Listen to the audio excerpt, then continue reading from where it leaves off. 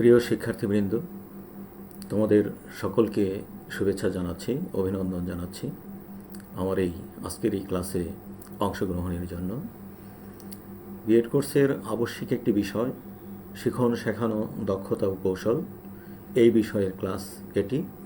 আর এই ক্লাসটির উপস্থাপনায় আমি আছি প্রফেসর ডক্টর মোহাম্মদ জয়নুল আবেদিন খান, অধ্যক্ষ, সরকারি টিচার্স ট্রেনিং কলেজ, যশোর। আজকে আমরা যে পাঠটি নিয়ে আলোচনা করব এটি কেবল তোমাদের এই আবশ্যিক যে শিখন শেখানো দক্ষতা ও কৌশল এই বিষয়ের মধ্যেই এর ব্যাপ্তিটা সীমাবদ্ধ নয়, বরং এটি তোমাদের যে দুটো আবশ্যিক স্কুল টিচিং বিষয় আছে, দুটো যেমন বাংলা, ইংরেজি বা বাংলাদেশ বিশ্ব পরিচয়, এরকম দুটো বিষয়ও কিন্তু তোমাদের সকলেরই নির্বাচন করা আছে। সেই দুটি বিষয়ের ক্লাসরুম টিচিংয়ে যে দক্ষতা, যে কলাকৌশলগুলো দরকার, সেরকমই একটি দক্ষতা এবং কলাকৌশলই আজকে আমাদের এই পাঠের আলোচনার বিষয়বস্তু। তো ঠিক আছে শিক্ষার্থীবৃন্দ, আমরা পাঠে অগ্রসর হই।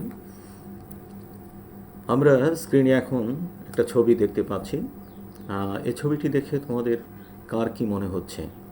নিশ্চয়ই নতুন কোনো চিন্তার উদ্রেক করছে ছবিটির বিষয়বস্তু আমরা এখানে লক্ষ্য করছি যে 6 জন বসে আছে আর একজন দাঁড়িয়ে হয়তোবা কোনো কিছু এই 6 জনকে বুঝিয়ে দিচ্ছে, 6 জনের সামনে কোনো একটা বিষয়বস্তু উপস্থাপন করছে। এরকমই একটি অনুমান আমরা কিন্তু করে নিতে পারি। তো ঠিক আছে, আমরা অগ্রসর হই। এই ধরনের একটি অনুমান আমাদের এই আবশ্যিক বিষয় বা আজকের ক্লাসের যে বিষয়বস্তু, সেই বিষয়বস্তুর সাথেও সংশ্লিষ্ট। আমরা শব্দটির সাথে প্রথমে পরিচিত হয়ে নিই যে এটি হচ্ছে যে ছবিটি আমরা দেখলাম, এটি মাইক্রো টিচিংয়ের যে ধারণা, সেই ধারণার সাথে সম্পৃক্ত। তো আমরা ভেতরে যখন ঢুকব তখন আস্তে আস্তে ধারণাটি পরিষ্কার হবে। আমরা দেখে নিই যে আজকে আসলে এই যে পাঠ, এই পাঠ থেকে আমরা কি কি আয়ত্ত করতে পারবো বা এটার শিখন ফল, এই পাঠটির শিখন ফল কী হতে পারে। আমরা খুব ছোট পরিসরে 3টি শিখন ফল এখানে নির্বাচন করেছি।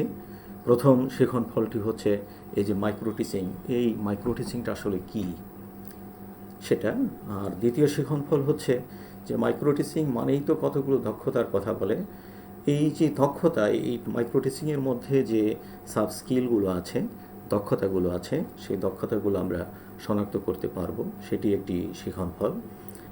শুধু শনাক্ত করার মধ্যেই আমরা সীমাবদ্ধ থাকব না, আমাদের আরেকটি শিখন ফল আছে যে ওই যে শনাক্তকৃত দক্ষতা, এই দক্ষতাগুলো কিভাবে অর্জন করা যায়, এই অর্জনের উপায়টা কি, সেটাও ব্যাখ্যা করতে শিখব।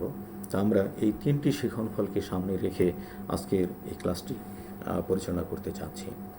শিক্ষার্থী বন্ধুরা, তা আমরা পাঠে অগ্রসর হই। আমরা শুরুতেই যে বলছিলাম যে মাইক্রো টিচিং, এটির একটি সুন্দর বাংলা শব্দ আছে, অনুশিক্ষণ। অনু শব্দটি এখানে মাইক্রো মানে ছোট ছোট অর্থে ব্যবহৃত হয়েছে, যে মাইক্রো টিচিং মানে হচ্ছে যে অনুশিক্ষণ। আমরা এই যে অনুশিক্ষণ বা এই মাইক্রো টিচিংয়ের যে সংজ্ঞা, এই সংজ্ঞাটি সরাসরি আমরা সংজ্ঞার দিকে যাচ্ছি না, আমরা এই সংজ্ঞাটিকে বিশ্লেষণ করলে কতগুলো খণ্ডিত অংশ পাই। এই খণ্ডিত অংশ ধরে ধরে আমরা একটু চিন্তা করার চেষ্টা করি যে এখানে 6টা খণ্ডের কথা বলা হয়েছে। এই মাইক্রো টিচিং, এই দক্ষতার সাথে জড়িত 6টা খণ্ডাংশ। তো তার মধ্যে প্রথম আছে যে মাইক্রো টিচিংটা হয়ে থাকে পাঠের যে ক্ষুদ্র একটা অংশ বা খণ্ড, এই খণ্ডকে নিয়ে এটা হয়ে থাকে। সেটা হতে পারে যেমন বাংলা পড়ানোর ক্ষেত্রে আমরা কবি পরিচিতি, এটা পাঠের একটা খণ্ড। আদর্শ পাঠ, এটা পাঠের একটা খণ্ড। পাঠ বিশ্লেষণের যে ধাপগুলো আছে প্রত্যেকটা আলাদা আলাদা খণ্ড। কেমন এরকম চকবোর্ড ব্যবহার করব, সেটাও একটা পাঠের দক্ষতার একটা খণ্ড হতে পারে। এরকম বিভিন্ন খণ্ডাংশ নিয়ে আসলে মাইক্রো টিচিংয়ের কাজ। আর যেহেতু এটা খণ্ড নিয়ে কাজ করে, অতএব এটার ব্যাপ্তি খুব বেশি না, এটা অল্প সময়ের মধ্যে এই কাজটা করে দেখানো হয়। মাইক্রো টিচিংয়ের এই দক্ষতাটার অনুশীলন করা হয় 5 থেকে 10 মিনিট সময়ের মধ্যে। আর যেহেতু সময় অল্প, অতএব এটা বৃহৎ দলের মধ্যে কাজটা করা যায় না, এটা এই যে প্রশিক্ষণে অংশগ্রহণকারী শিক্ষার্থী তাদের যে ছোট দলে এই মাইক্রো টিচিংয়ের এই দক্ষতাটা অনুশীলন করানো হয় এবং সেখানে প্রশিক্ষক যিনি তার ভূমিকা থাকে গৌণ, মূল ভূমিকায় থাকে শিক্ষার্থীরা, অর্থাৎ শিক্ষার্থীরা নিজেরাই এই দক্ষতাটার অনুশীলন করে থাকে এবং এই জন্য প্রশিক্ষণার্থী শিক্ষকের সংশ্লিষ্টতায় এই কাজটি হয়ে থাকে। এবং সর্বশেষে এই যে কাজগুলো হয়, এই কাজগুলো হয় মূলত শিক্ষণ দক্ষতা অর্জন করা অথবা এই শিক্ষণ দক্ষতা বৃদ্ধি করা, এই দুটো উদ্দেশ্যকে সামনে রেখে এই মাইক্রো টিচিংয়ের এই ব্যাপারটা অনুষ্ঠিত হয়ে থাকে। তো শিক্ষার্থী বন্ধুরা, আমরা যে খণ্ডিত অংশগুলো দেখলাম, একটা বিষয়বস্তুকে খণ্ড আকারে উপস্থাপন করলাম। দেখি আমরা এখন এই যে উপরে যে তথ্যগুলো আছে, এই উপযুক্ত এই তথ্যসমূহের আলোকে আমরা অনুশিক্ষণের কোনো সংজ্ঞা লিখতে পারি কিনা। তোমরা সবাই যার যার খাতায় এই সংজ্ঞাটি লিখবে। তবে এখানে যে টার্মগুলো ব্যবহার করা হয়েছে এই পাঁচটি টার্মকে সম্পৃক্ত করে সংজ্ঞাটা গঠন করবে। আমি তোমাদের আরেকটু সহজ করার জন্য ক্লু দিয়ে দিচ্ছি। আমরা উপরের থেকে কথা বলে আসছি, কিন্তু সংজ্ঞা লেখার সময় তুমি নিচের থেকে যাবা। যেমন আমরা শিক্ষণ দক্ষতা অর্জন এটা উদ্দেশ্যকে সামনে রেখে পরবর্তীতে সংজ্ঞার দিকে যদি অগ্রসর হই, তোমরা একটু চেষ্টা করো। ঠিক আছে, আমি সংজ্ঞাটি কীরকম হতে পারে আমি বলে দিচ্ছি। যে আবারও বলছি যে নিচের থেকে শুরু করার কথা। শিক্ষণ দক্ষতা অর্জন বা বৃদ্ধির জন্য প্রশিক্ষণার্থী শিক্ষকগণ ছোট দলে অল্প সময়ে পাঠের কোনো খণ্ডাংশ নিয়ে যে অনুশীলন করে থাকেন, সেটি হচ্ছে মাইক্রো টিচিং। তো নিশ্চয়ই আমরা মাইক্রো টিচিংয়ের সংজ্ঞা বুঝতে পেরেছি এবং ধারণাটিও আমাদের কাছে স্পষ্ট হয়েছে। অর্থাৎ পাঠের যে 1 নম্বর উদ্দেশ্য ছিল, সেই 1 নম্বর উদ্দেশ্যটি আমাদের অর্জিত হয়েছে বলে ধরে নিই। আমরা দ্বিতীয় শিখন ফল আমাদের, সেই শিখন ফলে যাই। এখানে আমরা মূলত মাইক্রো টিচিংয়ের যে দক্ষতাগুলো, সেই দক্ষতাগুলোর পরিচিতিটাকে তুলে ধরব। সেখানে কি কি ব্যাপার আছে আমরা লক্ষ্য করি। তোমরা একটা ছবি দেখতে পাচ্ছ। এখানে ছবির মধ্যে আমরা ছটি 1 2 3 4 5 6 ছটা জিনিস আমরা লক্ষ্য করতেছি। এখান থেকে যদি আমরা শুরু করি, লক্ষ্য করতেছো যে এটা একটা হর্নের মতো মনে হচ্ছে। অর্থাৎ এই হর্নটা আমরা সাধারণত দেখি মসজিদে বা কোনো কিছু ঘোষণা দেওয়ার ক্ষেত্রে এটি ব্যবহৃত হয়ে থাকে। পরে আমরা একটু ডান দিকে যাই, এখানে একটি প্রশ্নবোধক চিহ্ন আছে, প্রশ্নবোধক চিহ্ন। আচ্ছা, তারপরে আমরা দেখতে পাচ্ছি যে একজন মানুষের মতো দেখা যায়, তার সামনে হয়তো কোনো ডায়াস আছে এবং সে কথা বলছে, তার 2 হাত 2 দিকে ছড়ানো। পরের যে ছবি সেখানে আমরা লক্ষ্য করি এই ছবিটি, এখানে আমরা দেখতে পাচ্ছি যে সম্ভবত এটি একটি চকবোর্ড এবং 2টো হাত দেখতে পাচ্ছি, যে চকবোর্ডের মধ্যে কোনো কিছু আঁকছে বা কোনো কিছু লিখছে এরকমটা মনে হচ্ছে। আর পরের যে ছবিটি সেখানেও আমরা দেখতে পাচ্ছি যে হয়তো একটা ছোট শিশু একটা ডিগবাজি খাচ্ছে আর কি, তার ভেতরে চরম উদ্দীপনা কাজ করতেছে, চরম একটা মোটিভেশনের কাজ করতেছে, সে ডিগবাজি খাচ্ছে এরকমটি। এবং সর্বশেষের যে ছবিটি দেখতে পাচ্ছি, এখানে একটা হাত এবং এখানে লেখাও আছে বাই বাই। তো শিক্ষার্থী বন্ধুরা, নিশ্চয়ই তোমরা বুঝতে পেরেছ যে এই ছবিগুলো দেখানোর উদ্দেশ্য কী।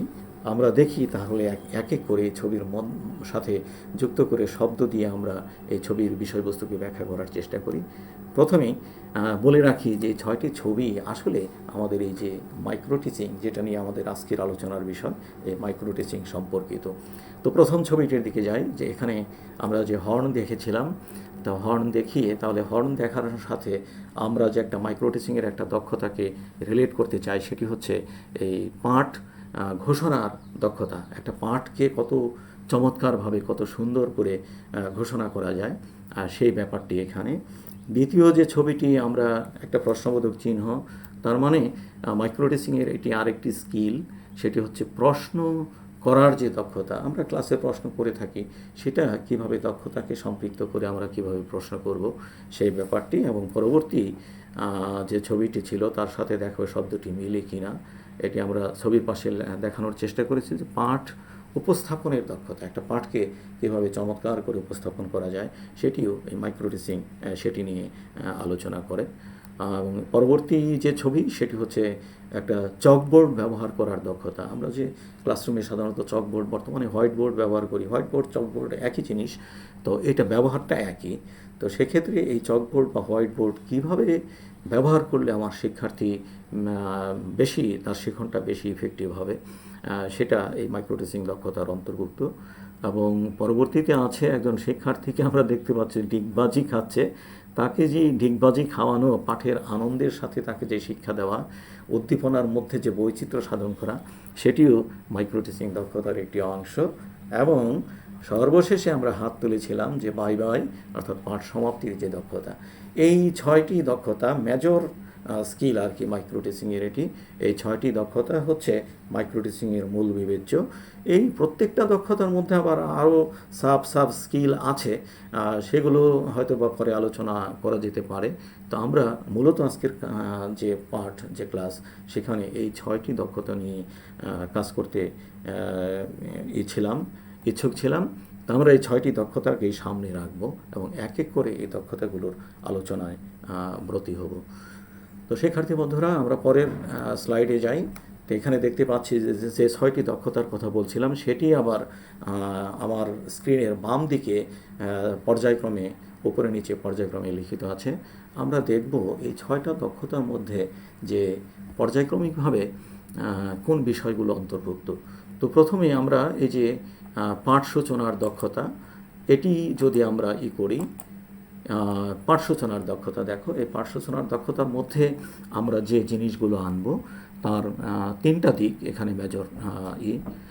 এই 3টি দিকের মধ্যে প্রথমটা হচ্ছে যে অতীত অভিজ্ঞতার সংযুক্তি, নতুন পাঠের সাথে সেই অতীত অভিজ্ঞতাটাকে সংযোগ সাধন করা এবং সর্বশেষে পাঠটা ঘোষণা করা। যেমন এক্ষেত্রে আমি এভাবে উদাহরণ দিতে পারি যে আমরা যখন 6ষ্ঠ শ্রেণীতে জন্মভূমি, রবীন্দ্রনাথ ঠাকুরের জন্মভূমি কবিতাটি যখন আমরা পড়াতে যাব, তো সেক্ষেত্রে আমরা কিন্তু জিজ্ঞেস করতে পারি যে জাতীয় সঙ্গীত তোমরা কে কে পারো, হাত তুলো দেখি। আসলে এরপরে আবার জিজ্ঞেস করতে পারি যে জাতীয় সঙ্গীত যে আমরা সেই ছোটোবেলা থেকে কি বলে স্কুলের যে অ্যাসেম্বলিতে আমরা গেয়ে আসছি, এটার আসলে বিষয়বস্তুটা কী। শিক্ষার্থীরা নিশ্চয়ই তখন বলবে যে হ্যাঁ, এটার বিষয়বস্তু আসলে দেশপ্রেমে উজ্জীবিত হওয়ার কথা আছে। অতএব এটি আমাদের একটা জাতীয় সঙ্গীত। এটি হচ্ছে আসলে অতীত অভিজ্ঞতা। এই অভিজ্ঞতা আমরা ব্যাখ্যা করার পাশাপাশি, এই অভিজ্ঞতাটি সামনে আনার পাশাপাশি আমরা হয়তো একসময় বলবো যে তাহলে আজকে আমরা এই যে দেশপ্রেমের কথাটি তোমরা বললা, এই দেশপ্রেমের সাথে সম্পৃক্ত আরেকটি কবিতা তোমাদের পাঠ্য বইয়ে আছে, সেই কবিতাটি পড়ব। তখন দেখবেন শিক্ষার্থীরাই উচ্চস্বরে বলে উঠবে যে হ্যাঁ, জন্মভূমি এই কবিতাটি। তাহলে এইভাবে যে অতীত অভিজ্ঞতার সাথে সংযুক্ত করে যে নতুন পাঠের ধারণাকে অতীত অভিজ্ঞতার সাথে সংযুক্ত করা হলো, এই সংযুক্ত করার পরে আমরা ঘোষণা দিলাম যে হ্যাঁ ঠিক আছে, তোমরা খাতা কলম খোলো, আজকে আমরা এই জন্মভূমি এই কবিতাটি পড়ব। তো এই যে ব্যাপারটি আমরা লক্ষ্য করলাম, এখানে একটা দক্ষতার ব্যাপার আছে। এই দক্ষতাকেই আমরা বলছি যে পাঠ সূচনা করার দক্ষতা, যেখানে অতীত অভিজ্ঞতার সাথে বর্তমান নতুন অভিজ্ঞতার সংযোগ সাধন করা হবে এবং এই সংযোগ সাধনের মধ্য দিয়ে নতুন পাঠের ঘোষণাটা করা হবে। নিশ্চয়ই বুঝতে পেরেছো তোমরা। আচ্ছা, পরবর্তীতে আমরা যে আরেকটি দক্ষতার কথা বলছি, প্রশ্নকরণ দক্ষতা। এই প্রশ্নকরণ দক্ষতার মধ্যে অনেকগুলো সাব স্কিল আছে। তো আমরা ক্লাসটিকে এত দীর্ঘ করতে চাচ্ছি না। আমরা মূলত এর যে মেজর যে এরিয়া, সেই অংশগুলোই আমরা করতে চাই। সাধারণত আমরা লক্ষ্য করলে দেখব যে ক্লাসে যে প্রশ্নগুলো করি, সেই প্রশ্নগুলো নলেজ বেসড হয়ে থাকে। কে, কি, কোথায়, এই জাতীয় প্রশ্নগুলো আমরা করে থাকি। তো এতে দেখা যায় যে এই প্রশ্ন করার মধ্য দিয়ে শিক্ষার্থীর চিন্তনকে উস্কে দেওয়া যায় না। শিক্ষার্থীর গভীরতর চিন্তন করার যে প্রক্রিয়া, সেই প্রক্রিয়ার সাথে তাকে সংযুক্ত করা যায় না। তো এই জন্য এই প্রশ্ন করার ক্ষেত্রে চিন্তনের গভীরতাটাকে যাতে আমরা সংশ্লিষ্ট করতে পারি, সেই জন্য সেরকম করে প্রশ্ন করা যায়। অন্ততপক্ষে কেন শব্দটিও যদি জুড়ে দেই, তাহলে প্রশ্নটির মধ্যে একটা ডাইমেনশন আসে এবং শিক্ষার্থীর চিন্তনকে তখন কাজে লাগানোর সুযোগ তৈরি হয়। যেমন আবার আসিব ফিরে এই কবিতাটি পড়াতে গিয়ে জীবনানন্দ দাশ সম্পর্কে আমরা সাধারণত প্রশ্ন করি, জীবনানন্দ দাশ কোথায় জন্মগ্রহণ করেছেন, কত সালে জন্মগ্রহণ করেছেন, তিনি কী নিয়ে কবিতা লিখেছেন, এ জাতীয় প্রশ্ন জিজ্ঞেস করি। একটুখানি খেয়াল করো তোমরা যে এর সাথে যদি আমরা বলি, আচ্ছা বলো তো জীবনানন্দ দাশকে প্রকৃতির কবি কেন বলা হয়? এই কেন শব্দটি কিন্তু প্রশ্নের ডাইমেনশনটাকে চেঞ্জ করে দিল এবং শিক্ষার্থীর চিন্তনকে তখন উস্কে দিচ্ছে। এরকম এই চিন্তনের গভীরতা অনুযায়ী শিক্ষার্থীকে প্রশ্ন করতে হবে যাতে সে চিন্তা করতে বাধ্য হয়। পাশাপাশি আমরা এরকম প্রশ্ন করতে পারি, আচ্ছা জীবনানন্দের কবিতা তো তোমরা পড়েছ, আর অন্যদিকে তোমরা জসিমউদ্দিনের কবিতাও পড়েছ। আচ্ছা বলো তো দেখি এই জীবনানন্দের কবিতা আর জসিমউদ্দিনের কবিতার মধ্যে পার্থক্যটা কী বা মিলটাই বা কী? তাহলে এই যে তুলনা করতে শেখালেন, তার চিন্তা উস্কে দিলেন, সে তখন নিজের চিন্তাকে সংশ্লিষ্ট করে উত্তর খোঁজার চেষ্টা করবে। তারপরে আমরা এরকম বলতে পারি যে আচ্ছা জীবনানন্দ দাশ তো প্রকৃতির কবি। আবার আসিব ফিরে এই কবিতাটিতে কেবল প্রকৃতির কথাই নয়, বরং বিশেষ একটা ধর্মমতটাই এখানে প্রাধান্য পেয়েছে। আমার এই যুক্তিটাকে তুমি খণ্ডন করো তো। যুক্তি খণ্ডন করার জন্য তাকে উৎসাহিত করতেছেন। এইভাবে প্রশ্ন করার মধ্য দিয়ে প্রশ্নের গভীর অনুধাবনের দিকে শিক্ষার্থীকে নিয়ে যাওয়া যায়। এই ব্যাপারটি কি আমরা প্রশ্নকরণ দক্ষতার মধ্যে করতে চাই, সংশ্লিষ্ট করতে চাই, যে প্রশ্নকরণ দক্ষতার মধ্যে চিন্তনের গভীরতা থাকবে, গভীর অনুধাবনের ব্যাপারটি থাকবে। কখনো কখনো একই প্রশ্ন আবার নতুন করে ঘুরিয়ে করা যায় আর কি, এই যে প্রশ্ন দ্বিরুক্তি বা প্রশ্ন পরিপ্রশ্ন, সেই ব্যাপারগুলোকে আমরা প্রশ্নকরণ দক্ষতার মধ্যে সংশ্লিষ্ট করতে চাই। এরপরে আমরা পরবর্তী যে দক্ষতার কথা বলছিলাম সেটি হচ্ছে উপস্থাপন দক্ষতা। দেখো এই উপস্থাপন দক্ষতার মধ্যে আমরা যে জিনিসগুলো রাখতে চাই, প্রথমেই সেটি হচ্ছে ভাষা। আমার যে বক্তব্য উপস্থাপন, এই বক্তব্য উপস্থাপনের যে ভাষা সেটি হবে অত্যন্ত সহজ এবং সরল। দ্বিতীয়ত আমি যে বিষয়বস্তুটা উপস্থাপন করতেছি তার একটা ধারাবাহিকতা থাকবে। ধারাবাহিকতা বলতে যেমন কোনো কিছুর সংজ্ঞাটা আগে, তারপরে এটার বৈশিষ্ট্য, তারপরে এটার সুবিধা কী, এটার অসুবিধাটা কী, এটা আমাদের জীবনে কিভাবে কাজে লাগে, এই যে একটা কনসেপ্টের সাথে সাবকনসেপ্ট যেগুলো আছে এগুলোর ধারাক্রম অনুসরণ করে পাঠে অগ্রসর হতে হয়। এবং আমাদের যে শিখন ফল আমরা নির্বাচন করি সেটিও কিন্তু এই ধারাবাহিকতা রক্ষা করেই করা হয়।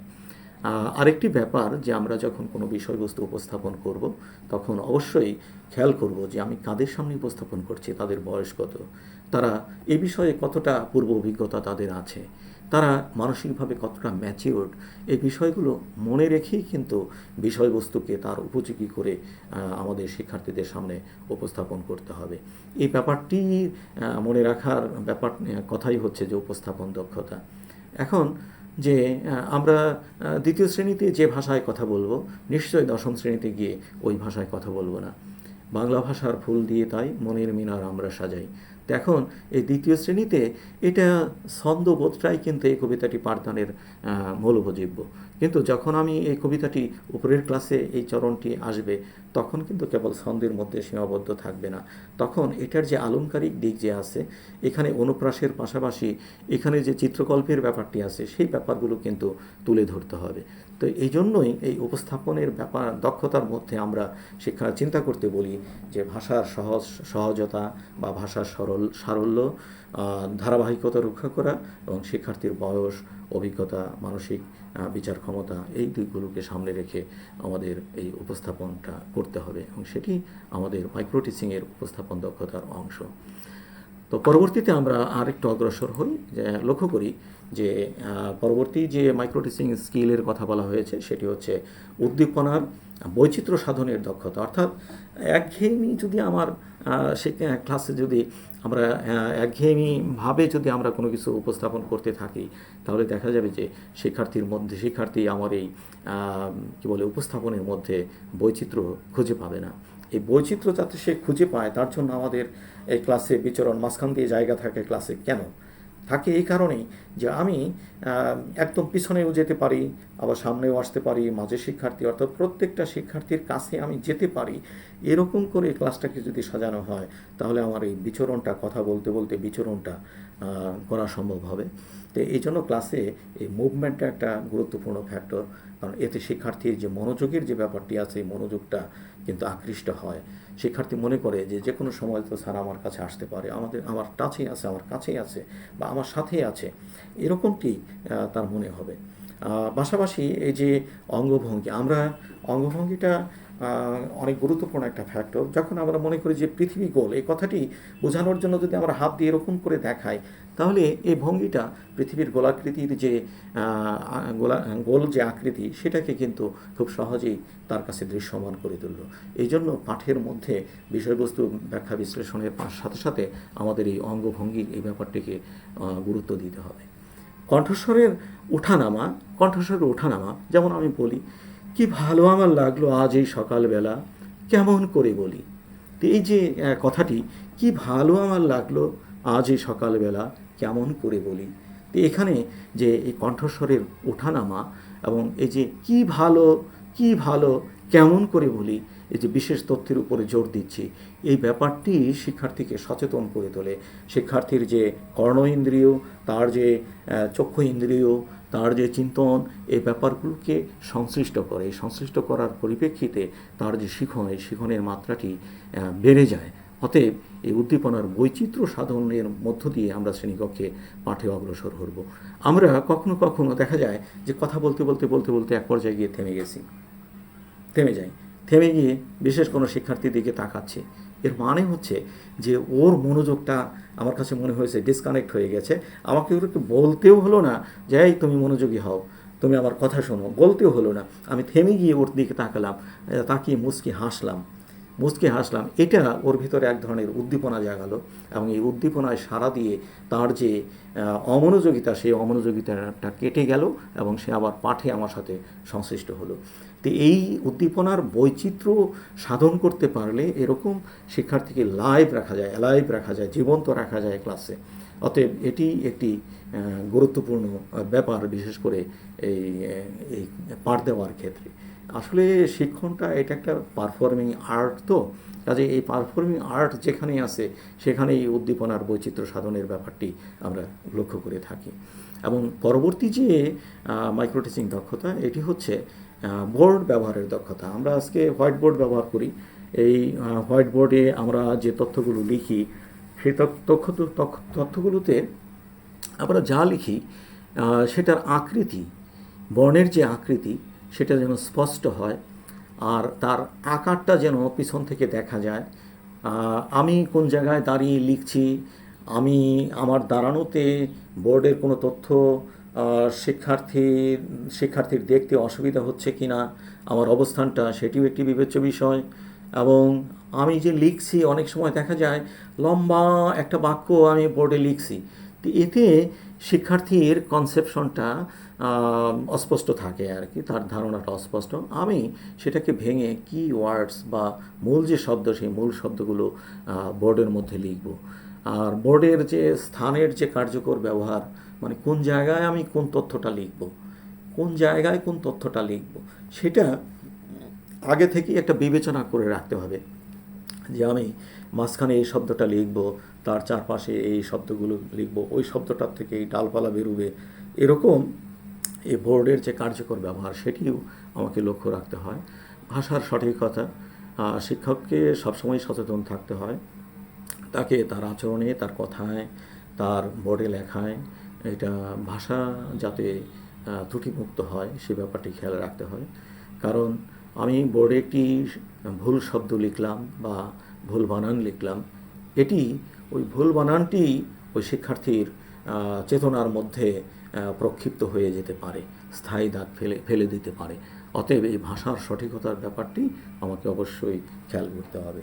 বোর্ডে লেখার সময় আরেকটি জিনিস আমরা ভুলে যাই, যে এক নাগারে পিছন ফিরে লিখি, এরকম শিক্ষার্থী তখন ডিসকানেক্ট হয়ে যাওয়ার কারণে পিছনে বসা দুষ্ট শিক্ষার্থীরা দেখা যাবে যে হাই বেঞ্চের উপরে দাঁড়িয়ে আছে, কেমন ওইটা দেখার জন্য। তো এই জন্য আমাকে এমন একটা জায়গায় দাঁড়িয়ে অবস্থানটা এমন হবে, এবং দৃষ্টিবিন্যাস মাঝে মাঝে, বিশেষ করে আমরা বলে থাকি 45 ডিগ্রি অ্যাঙ্গেলে দাঁড়িয়ে লেখা। এর মানেটা হচ্ছে যে শিক্ষার্থী যেন কখনোই আমার দৃষ্টি থেকে ডিসকানেক্ট হয়ে না যায়। তো সেই ব্যাপারটি খেয়াল রেখে তাদের দিকে যে আমার দৃষ্টিটা সব সময়ে আছে, ইভেন লেখার সময়ও আছে, সে ব্যাপারটা তাদেরকে তারা যাতে বোঝে, সেরকম করে আমি আমার অবস্থানটা সেরকম হবে, আমার দৃষ্টিবিন্যাসটা সেরকম হবে।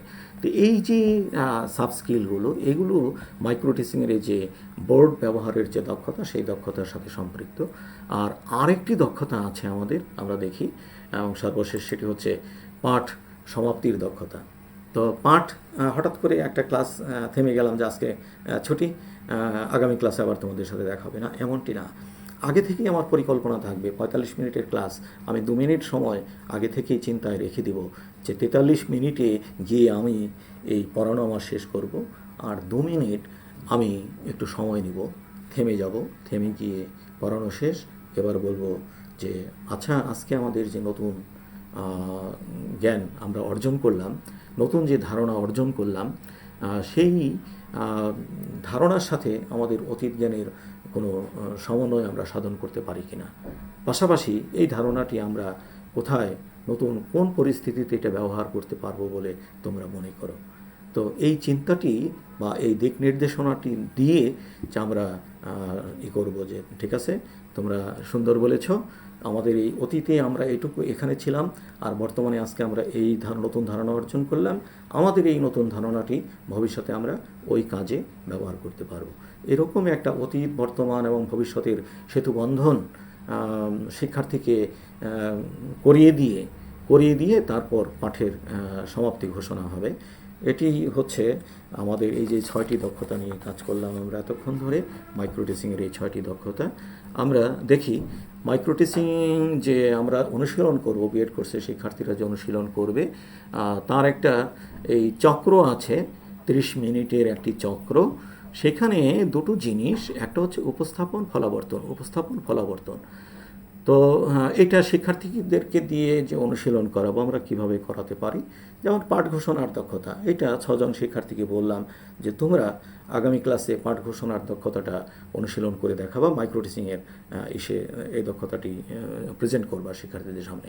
তারা হয়তো বা ওই গ্রুপটা হয়তো বা 7 জন বা 8 জনের, তারা একদিন বা 2 ঘন্টা মিলিয়ে চিন্তা করার পরে পরের দিন ক্লাসে আসলো, তাদের জন্য সময় বরাদ্দ করব যে 5 মিনিটে তোমরা ওইটা দেখাও, পাঠ ঘোষণার দক্ষতাটা দেখাও।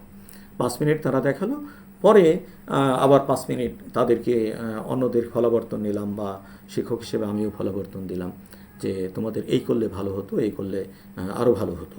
তো এরকমটা ফলাবর্তন দেওয়া হলো। তো এই ফলাবর্তনের পরে তাদেরকে আবার পরিকল্পনা করার সময় দিলাম যে এখন তাহলে তোমরা আরও 10 মিনিট পরিকল্পনা করো। 10 মিনিট পরিকল্পনা করে আবার তোমাদের উপস্থাপন করতে হবে 5 মিনিট। তো এইভাবে 10 মিনিট তাদেরকে দিয়ে আবার রিভিউ করালাম, তাদের প্ল্যানিংটাকে রিভিউ করানোর পরে তাদেরকে আবার 5 মিনিট সময় দিলাম যে এখন তোমরা আবার 5 মিনিট উপস্থাপন করো। এইভাবে আবার তাদেরকে ফিডব্যাক দিলাম যে হ্যাঁ, অনেক সুন্দর হয়েছে। এই বিবেচনাগুলো আমাদের সামনে রাখতে হবে।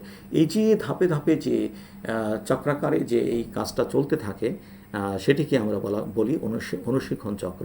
আজকের ক্লাসের পরে তোমাদেরকে এরকম অনুশীলন চক্রের কাজ দিয়ে দিব গ্রুপ করে। তো আমরা দেখলাম যে অনুশীলন চক্র আমরা মোটামুটি পাঠের প্রায় শেষের দিকে চলে আসছি।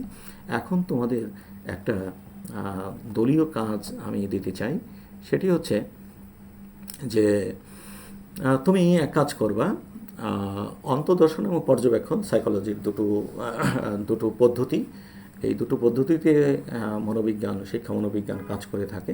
তো এখানে এই অন্তদর্শন এবং পর্যবেক্ষণের সাহায্য আমরা নেব এই জোড়ায় কাজটি করতে গিয়ে।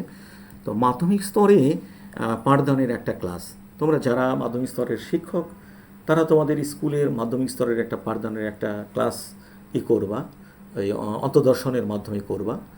আর যারা শিক্ষক না, তারা অনেকটা ক্লাস দেখেও করতে পারো, অথবা তোমার সেকেন্ডারি লেভেলে তোমার টিচার যেভাবে পড়াতেন সেটাও তুমি তোমার কল্পনায় আনতে পারো। সেরকম একটা ক্লাস সবাই কল্পনা করবা, এবং এই ক্লাসটিতে দৃশ্যমান মাইক্রো টিচিং দক্ষতার দুর্বল দিকসমূহ শনাক্ত করবা। স্যারের দুর্বলতা খোঁজার দরকার নাই, কিন্তু তুমি তোমার নিজের শেখার জন্য দুর্বলতাটা খুঁজছো, যে ওই ক্লাসে শিক্ষকের, আমার নিজের বা তোমার শিক্ষকের কি দুর্বলতা ছিল, সেই দুর্বল দিকগুলো শনাক্ত করবা। পরে জোড়ায় চিন্তা করে ওই দুর্বল দিকগুলো কীভাবে কাটিয়ে ওঠা যায়, আজকের ক্লাস থেকে তোমার যে অর্জন সেটাকে কাজে লাগিয়ে কীভাবে কাটিয়ে ওঠা যায় সেই পথ নির্দেশটা করবা। তাহলে আমি কাঠামো ছক করে দিয়েছি, একদিকে দেখো দুর্বল দিক, আরেক দিকে হচ্ছে দুর্বলতা কাটিয়ে ওঠার ক্ষেত্রে আবশ্যক করণীয়, এই ছকটা পূরণ করবা। এটি হচ্ছে তোমাদের দলীয় কাজ। তো ধরে নিচ্ছি তোমাদের দলের এই কাজটি করা হয়ে গেছে। আমরা পরবর্তী অংশে যাই। তোমাদেরকে এই কাজটি করেছো বা করবে, এই জন্য আগেই ধন্যবাদ জানিয়ে রাখি। আমরা ইসে যাই, মূল্যায়নে যাই। আজকে এই ক্লাস থেকে আমাদের অর্জনটা কী, যে এতক্ষণ ধরে আমরা ক্লাসটি নিচ্ছি, এখান থেকে আমরা আসলে কী শিখলাম। তো ঠিক আছে, আমরা এখানে কতগুলো প্রশ্ন রেখেছি, এমসিকিউ প্রশ্ন রেখেছি। দেখো, 1 নম্বর প্রশ্ন, সেটি হচ্ছে নিচের কোনটি মাইক্রো টিচিংয়ের পাঠ ঘোষণা দক্ষতার অন্তর্গত।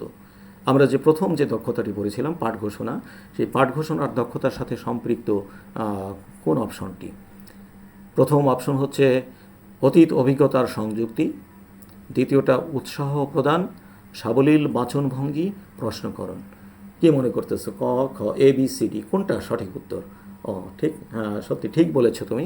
এটি হচ্ছে যে পাঠ ঘোষণার দক্ষতার মধ্যে আসবে অতীত অভিজ্ঞতার সংযুক্তি, এটি হচ্ছে প্রথম। ধন্যবাদ। সবারই মনে হয় যে এরকমটাই চিন্তা ছিল। আমরা পরের প্রশ্নে যাই। দ্বিতীয় প্রশ্ন, মাইক্রো টিচিংয়ের বাংলা প্রতিশব্দ কোনটি? সদ্য শিখন, অনুশিখন, দলীয় শিখন, সামগ্রিক শিখন। Very good, very good. তোমরা বুঝতে পেরেছো, অনুশিখন, মাইক্রো শব্দটির অর্থই হচ্ছে অনুশিক্ষণ। এবং সর্বশেষ প্রশ্ন হচ্ছে যে উপস্থাপন দক্ষতা শিক্ষার্থীর শিখনকে সহজ করে, প্রলুব্ধ করে, ত্বরান্বিত করে উপরের সবকটি। সাধারণত উপরের সবকটি, এই অপশনটা এমসিকিউ প্রশ্নে না দেওয়াটাই ভালো। শিক্ষার্থী বুঝে যায় যে উপরের সবকটি হতে পারে। তো সেক্ষেত্রে আমাদের এই প্রশ্নের উত্তরটা কি?